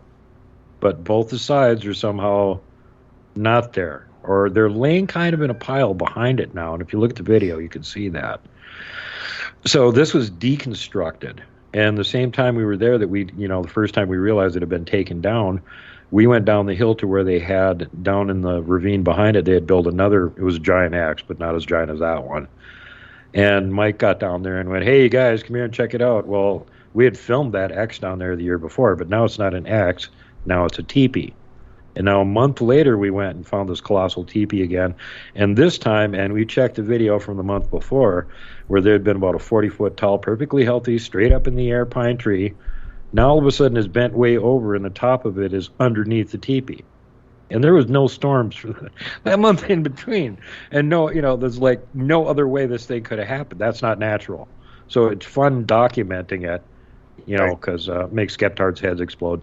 And the other thing is that we've been going up there for like 5 years now, so we've got enough trust that they're not worried that we're doing anything hokey-po that's going to interfere with them or cause them trouble or anything like that. They're more or less willing to let us wander around where the hell we want to. Unfortunately, now they're so used to us, they follow us around. So we're catching them in the background on the video regularly, which means I have to keep going back to the same place over and over again and filming comparison video. Oh, that object over there ain't there. Well, guess what? While I'm filming the comparison video, they're photobombing me again. So then I have to go back again because they're just in this area. So if you go there and try and shoot a comparison video, you're going to get them on camera again. Yeah, I did see the video, and I could see very clearly that whatever was there before wasn't there when you went the second time, and there's no way it was a shadow. It couldn't have been. It was obvious that there was something there. We scaled it. Whatever that something was 12 feet tall. Yeah. And then there was two smaller somethings that were about 50 feet behind me watching me too while I was filming, and Mike just snaps this picture. Like, okay, well, there's three of them there watching. Somebody else found a fourth one in the background. They think there's another one too, by the way. So there might have been four. What do you think the tie-in is with the megaliths and the rocks and all? I mean, it looks like there was some sort of ancient civilization that was there at one time, and then you've got Bigfoot in this area. Do you think there is a tie-in to all that? Well, it would make sense considering all the other reports that we've got of them, and they tend to frequent areas with old abandoned ruins. Even like an old farm that's abandoned, they'll take over the barn or something. Graveyards, anything like that that's got, like, it's either been abandoned, it was inhabited and abandoned, or it's got a spiritual aspect to it, ritual areas and stuff like that. They'll hang around those areas. So, like, if you got a ghost town near you or something, go check it out. There's probably a Sasquatch hanging around there. They seem to like those places. We find them here in Montana all the time. The only problem with that kind of stuff is that if you're just doing pure Bigfoot research, you've got the ghost side of things creeping into it. Because any of those places that have that, spiritual ceremonial connection or old abandoned ghost towns or something, you've still got ghost activity going on there. So you can't be sure when something paranormal starts happening if it's exclusively Bigfoot related or if it's some kind of, ghostly apparition entity related thing. Gigi, you want to jump in? Gigi or Brad, you guys got any questions? You got it. I keep going here. I just didn't want to just take over. Well, we're getting low on time here. Do we have audience questions that we want to get yet? Yeah, there's about 10 minutes or so to go, maybe 12. Yeah, there were a few, but I don't know. I'd submit that you guys were killing it this whole time, so I would. Hey, let's do this. Let's talk about the psychics, because I'm pretty impressed with the females that you have on your show, Duke. Because, you wouldn't think if you're just a casual observer and you don't really pay attention to Bigfoot on YouTube and Facebook and all these other platforms where you can view Bigfoot content, but you've managed to find some females. That one lady I forget her name, I always forget her name, but she lives out in the woods and she broadcasts live in the dark from the woods. Yeah, Lady in the Woods, D. Sims. She's on YouTube. D. Sims a little bit because she's cool. I like that lady. Oh yeah, she's awesome. She's another person that's actually had Kevin where she lives. That's been there at night when they've had the Sasquatch activity going on. So there's the Kevin and Glad connection there. But she's a sweetheart. She does a couple live streams a week usually, and She'll just go out and sit in the dark in the backyard, and they'll show up. And you can hear them in the background and stuff. It's pitch black. There's no light there, so it's rare that she actually gets anything on the camera that you can, really see. But if you're listening, you can hear things moving around, and she's talking to them, and they're making weird vocal sounds and stuff like that. And it's a blast. When I did a show with her recently, we had barking dog issue because the dog wouldn't shut up because they were getting too close, and he was too paranoid, not used to them. So we had to kind of curtail that, and she had to go inside the house and finish it out. But my favorite part on that one is there's a copperhead slithering up on the porch on her in the dark, and she goes, "Hold on, I got a copperhead," and she pulls her beating stick out. "Get out of here, snake!" Whap, whap, whap. Okay, we're good now. Yeah, and honestly, to really answer your question, Eric, is obviously, we've been doing this show for like almost 6 years now, and we've only done like 2 or 3 Bigfoot shows, and those have all been in the last like year and a half.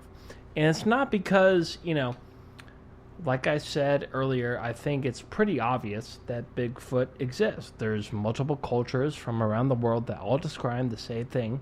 It's pretty obvious. But when it comes to a guest like this, especially since you introduced me to him, I would actually, even though it's my show, I'm actually more than happy to sit back and let you and him talk, because... got about 8 minutes at the most, maybe 7. Yeah, that's what I'm saying. I don't know, whatever makes the show good. Okay.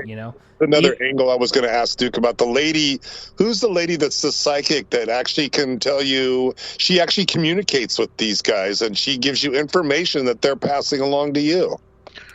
One of the people that's doing that I think the one you're referencing is Robin McRae from International Hominology of Forest People. She's the associate director. The director of the whole shebang for the planet is Dr. Igor Burtsev, based over in Moscow, Russia.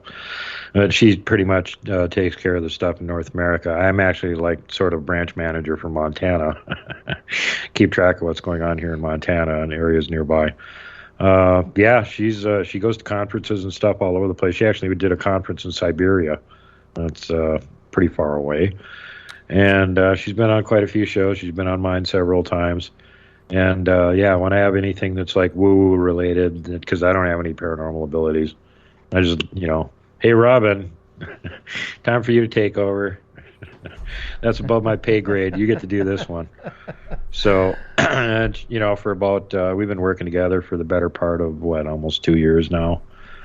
And, somebody asked me that the other day, well, how often is she right and how often is she wrong? And I said, well, when she's wrong, I'll get back to you and let you know. Yeah. And so far, she hasn't been. And she regularly comes up with stuff that she has no possible way of knowing and nails it dead on. Yeah. So she actually, if for example, I think you told me that on a few of your expeditions where you've brought in people out there for the first time, that somehow she got information through these Bigfoot that are in your area. That was only because I asked her to. Somebody else that was in contact with their local Sasquatch contacted me and said, hey, my guys don't like this guy. And I'm like, oh, crap. That means probably mine won't like him either. I better call Robin. Robin, can you get in touch with the guys that I'm interacting with up there and ask them about so-and-so? And she's like, yeah, I don't like him or trust him. And I'm like, oh, crap. I can't back out. The guy won a contest to go up there and do an expedition with me, but apparently they don't like him. So just tell them that, we'll keep in really limited areas and stuff, and keep the women and children further from camp so that we can't wander that far. And apparently that wasn't good enough, because in this upcoming episode where I did the interview with him on the whole thing, the poor guy drove all the way over from Washington State. It was like an 8-hour drive, and then almost another additional 2 hours from here up to where we were going. And when we got up there, it just rained. But this is still early summer and high altitude, which means Christmas, City of the North. There's snowbanks. There's snow on all the pine trees. You're back to winter again. Oh, wonderful. And so we go camp out there. It's like drops down into the lower 20s that night. And to keep breaking the ice on my drink in order to sip off of it. And first thing in the morning, the sun's coming up barely. There's a little bit of twilight over the mountains, and he's watching something across the river from camp, watching him, and then it pulls slowly back and disappears, and he's like, oh, that's pretty weird looking. And I'm going, hey, you can see the ground now. Nobody's been here in 8 months. Let's walk upriver. There's a trail there and see if we can find any tracks. And we got like maybe 50 yards from camp, not even that, and all of a sudden he just couldn't walk, and he goes, Duke, I got rubber legs. I can't walk. And something happened. I feel terrible. I got to go back to camp. And I go, wow, okay, man, you know. So he went back to camp. I went a little further upriver, couldn't find any tracks. And he wasn't walking very fast, so I doubled back, and I got there about the same time as him. And he said, I just feel terrible. I can't walk. I don't know what's wrong with me. I feel like I'm having a heart attack, but I've had a heart attack before, and this isn't what it feels like. And he goes, Duke, do you think I got zapped? And I said, I don't know. It's possible. And he goes, what should I do? And I said, well, first of all, I recommend you don't go upriver again. But shortly after that, he decided that he ate a little bit of something, and he felt a little bit better, and he went and crawled into his tent and passed out. And as soon as he got in his tent, he got hit by a wall of terror.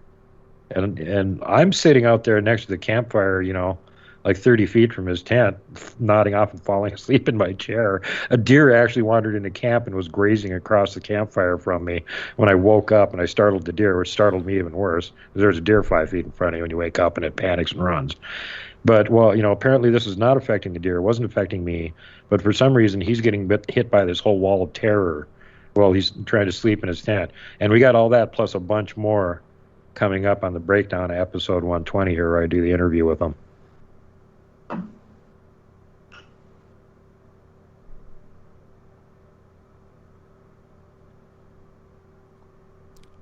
We got about 5 minutes left, Gigi. Yeah, we got about two. So, so Duke, let's let everyone know. By the way, all of his info is over at shifthappensradio.com. Go to the upcoming page. All of his links are there. But for those of you that are too lazy to go there, or you're just listening, where can they find you, Duke?